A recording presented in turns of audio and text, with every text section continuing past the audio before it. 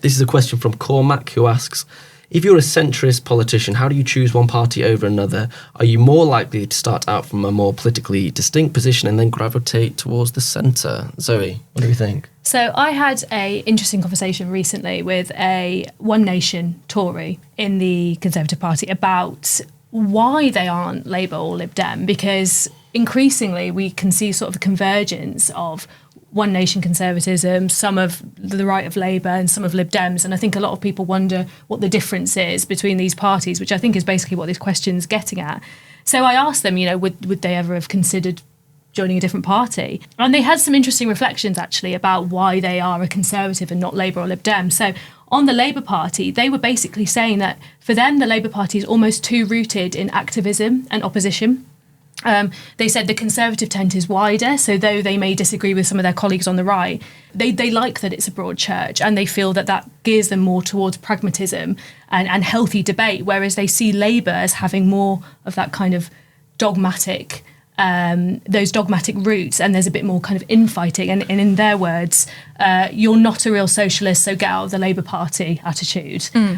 Their words. But they also told me they're a Conservative specifically because of their love of tradition and British institutions. And Labour is a little bit more sceptical of tradition in some ways. And I think although we can see that that's not necessarily the case for all of the kind of key members of the Labour Party, I think Labour tends to be rooted in the interest of the underrepresented, where institutions might not have always worked in their best interests, and Labour tends to be a bit more sceptical. So that's one of the reasons why they felt they were different from Labour, even the sort of more centrist or right-leaning part of the Labour Party. And then when we were talking about Lib Dems, they just said, well, I'm not a Lib Dem, I'm a Conservative. So I don't know really what that means. But there are obviously ideological dividing lines between Tories and Lib Dems, and some of that's rooted in Lib Dems being a bit more geared toward personal liberty. But I think for many Tories, they just want a shot at government and power, and Lib Dem doesn't necessarily offer that. I wonder how cynical people are about this. The Conservatives are seen as the natural party of government. They have been in government for around 2/3 of the past 100 years. If you do want to become a minister, why not just go to the Tories? Although Nick Clegg took the opposite approach. Obviously, he was chair of the Cambridge Conservative Association, and then switched to Lib Dems. Maybe he thought he had a better chance of leading a party. And Liz Truss went the other way.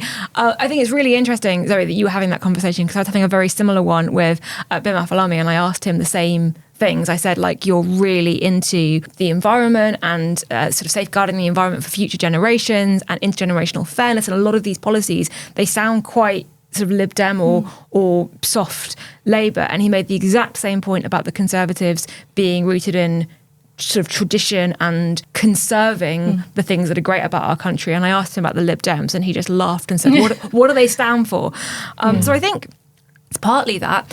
It's also, it's got to be partly about what you grew up with and geographic traditions. If you grew up in a Labour household in a part of the country that's always voted Labour, you probably didn't consider the Conservative policies until much later in life, until sort of at least you were an adult. Similarly, if you're in a sort of home county's Conservative seat, if you're interested in politics, it probably wouldn't have occurred to you to look around. I'm not sure that people shop around for parties to get into in quite that way. I think it's more about growing up in a particular tradition and then seeing if your beliefs as an adult align with that strongly enough to want to serve. Certainly when you have attempts at some kind of new centrist formation, they do not go well. I'm thinking of the independent group, aka Change UK, aka the Independent Group for Change, or the Changing Group of Independents,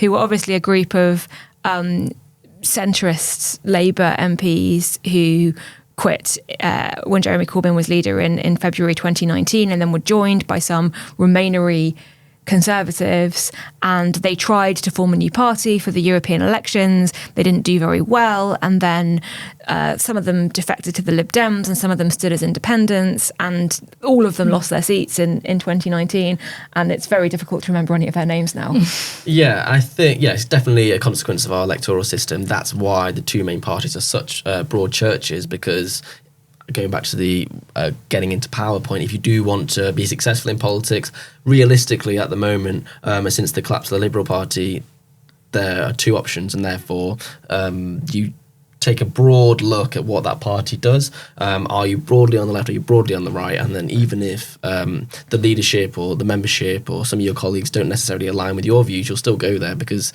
there's nowhere else to go. And that's part of the reason the Lib Dems have done so poorly in recent years. Of course, they did get into government under the coalition, but since then, they've obviously not broken down the two-party system that we have, even though they thought they could in 2019.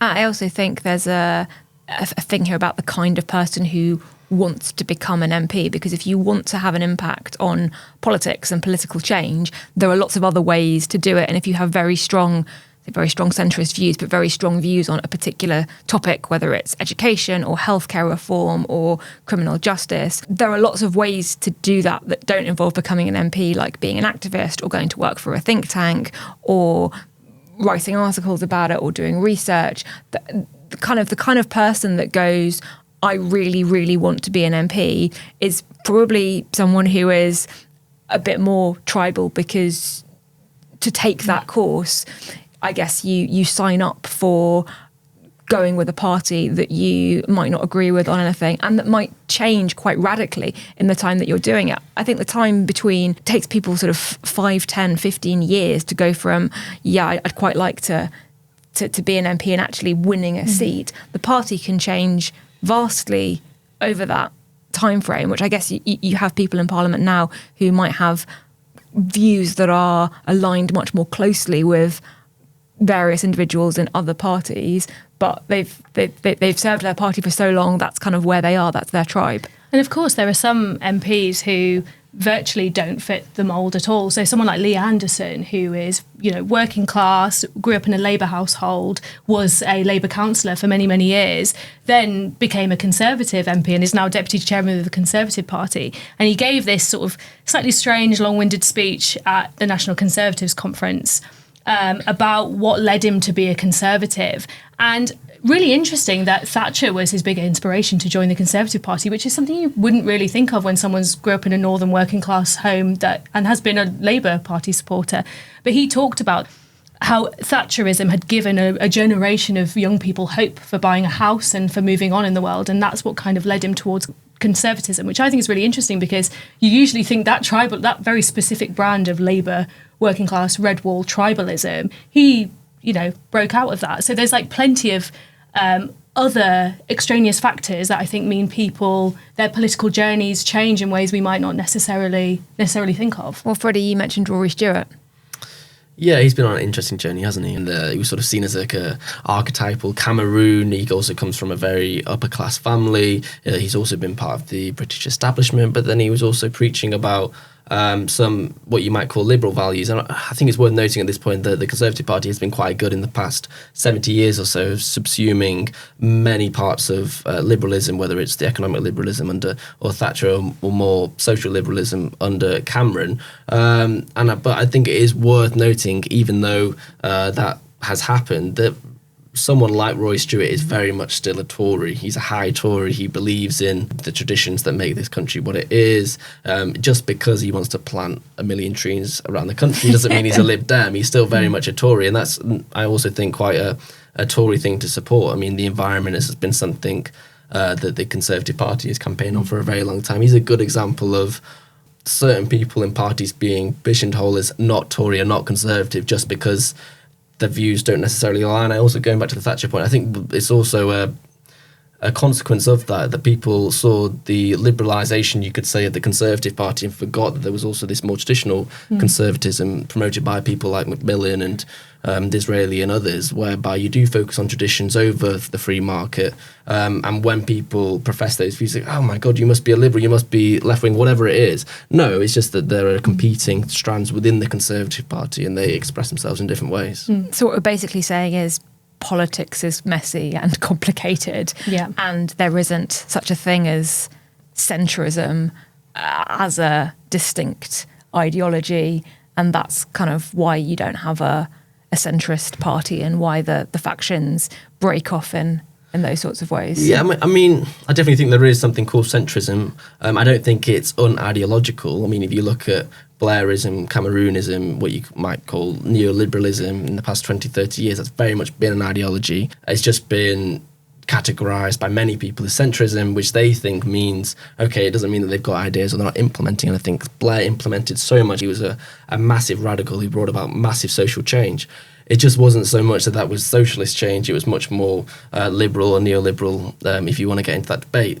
It very much exists. It's just, I also think it's been beaten down in the past few years. It's no longer as vogue as it once was. That's one of the consequences of Brexit, but it's also a consequence of 2019. And I think it also speaks to some of the confusion that we now have over identifying Rishi Sunak and what he believes in. The big question about, as I think it is for the past 6 or 7 months, about the Conservative Party, where is it going to go after the next election? We've got these competing parts. Where is it going to go? Is it going to return to that sort of Cameronism, that liberal conservatism, or is it going to try and absorb some of the changes that we saw in 2016 and 2019? Thanks so much for watching. We'd love to know what you think. Please make sure you leave your comments below. And if you enjoyed watching this podcast, you can watch more of our videos on our YouTube channel. And don't forget to like and subscribe.